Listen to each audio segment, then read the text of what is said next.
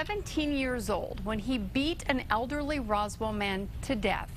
3 years later, Alan Dwyer finally learned his punishment. News 13's Gabrielle Burkhart has the story. Tony Quiche was what friends call an active senior.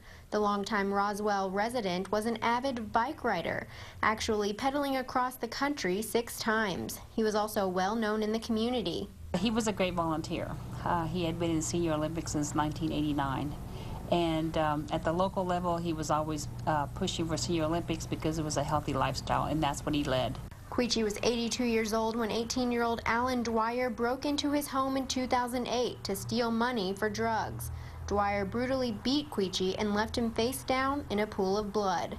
He died several days later. According to police reports, when Quiche's lunch was delivered that day, visitors suspected that he had fallen. But for those who knew him, they suspected otherwise. He had a lot of bruising, you know. Tony was the kind of guy that he knew that when he was ill, that if he ever fell, he would stay down. He would not get back up and fall again. As soon as officers arrived on the scene, it was immediately obvious that there was some type of home invasion and that he had been, the victim of a battery. But there were no leads until last year when Dwyer turned himself in to Alamogordo police. He told them he felt bad for what he did and needed to get it off his chest.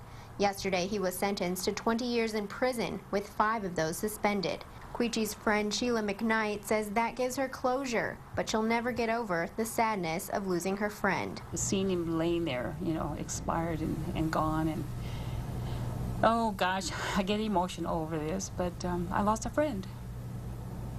Definitely. In Roswell, Gabrielle Burkhart, KRQE News 13. The judge did show some leniency for the fact that he said that Dwyer had come forward on his own accord.